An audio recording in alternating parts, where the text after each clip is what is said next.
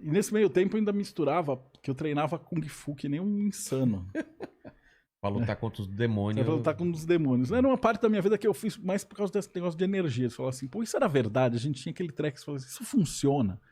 Qual que é a pegada do terreiro? O que o cara tá incorporando ali? Né? Era uma curiosidade que o cético fala, isso aí não existe. Não, mas aí você vai olhar na ciência, os caras não respondem nada. Isso pode ser um negócio mental. Eles falam, porra, não é um mental. A gente brincava que eu levava o pessoal, às vezes que eu dava aula, pro terreiro. E aí, tipo, chegava no meio do terreiro, você conhecia o cara.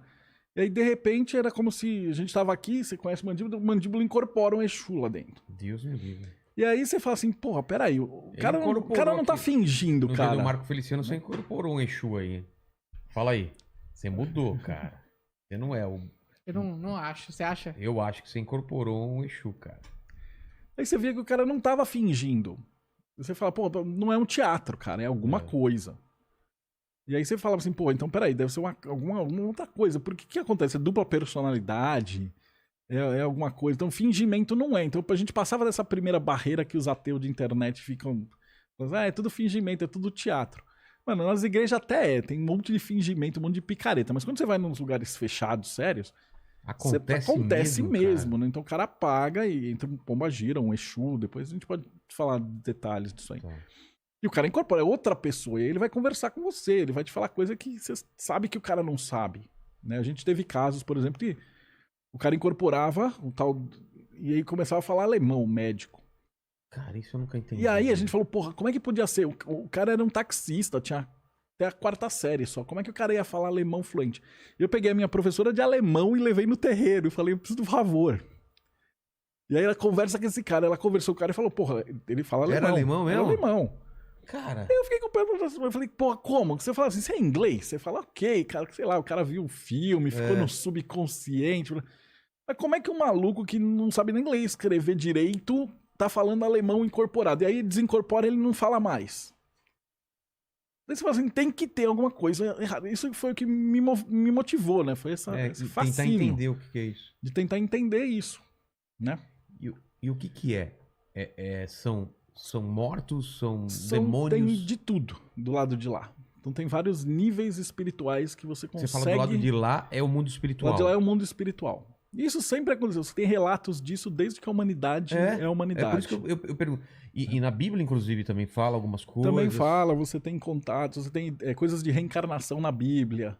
Tem? Você menciona, tem vários textos. De reencarnação? De reencarnação. No Torá, no Velho Testamento, você tem várias partes que falam assim, fulano era a reencarnação de tal profeta que veio. Sim, ou fulano não sei o que lá que veio antes. Então são, acho que 124, 125 citações diferentes. Caramba. Então, se você procurar até o livro das reencarnações, a gente chegou até a publicar pela Daimon. E aí tem todas essas citações da Torá. O Rafael Rezende da Her traduziu. Muito massa esse livro. E do lado de lá, então, tem todo tipo de coisa. Espírito... Tem todo tipo de espírito, demônio, anjo... elemental, desse tipo de coisa. Mas eles não se manifestam no físico, eles se incorporam. Então, incorpora quem? Todas essas coisas? Ou algumas coisas? Algumas coisas sim, outras não. Umas com mais facilidade, outras não. Depende da egrégora onde você estiver. O que é uma egrégora? Né? É um lugar preparado. Então, quando você vai estar num terreiro, você já tem que preparar aquele templo de um jeito específico. Então, você vai precisar fazer as firmezas, você vai precisar pegar os elementos de cada um daqueles orixás. Vai ter que construir no chão, fazer os portais, né, para descarrego no cemitério, no cruzeiro, na praia, na pedreira. Esses portais são lugares onde o mundo físico e o espiritual estão mais juntos? Eles são mais juntos. Então, é mais fina, como se tivesse uma película e ela tivesse mais fina. Exato, facilitaria para a entidade incorporar.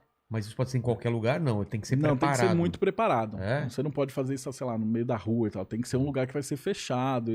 Por que esquina, por exemplo, encruzilhada é usado para esse tipo de coisa? Porque ele é um ponto de um vórtex ali. Então você vai ter os caminhos. Então você tem encruzilhada em T, encruzilhada em Y, encruzilhada em cruz. E aí você pode fazer um ponto ali onde você está chamando uma determinada entidade que trabalha ali. Mas encruzilhada não é um negócio nosso, assim. Se você pegar na Odisseia, Você vai ver que o Ulisses, ele vai até uma encruzilhada e ele faz um despacho. O quê? E aí ele conversa com as sombras. E aí as sombras... Mas escreve que é uma encruzilhada? Ele vai na encruzilhada dos mundos e ele faz lá um despacho. Caramba. E aí vem as sombras conversam com ele. Então, pô, tem um relato de um cara na Grécia fazendo isso. E aí você tem o relato das Sibilas, que eram umas mulheres que elas cheiravam tal, e dançavam, e elas incorporavam, elas falavam os proféticos e etc. Sibilas seriam umas feiticeiras? Era tipo umas feiticeiras, umas profetisas, vamos falar assim. No 300 ele coloca o desenho. Em Ulisses também, né? Quando ele chega na ilha, que a mulher transforma os caras em porcos. Transforma a Circe. A Circe, exatamente. Ela transforma os caras em porcos. Também ela é uma feiticeira, e eles têm esses relatos.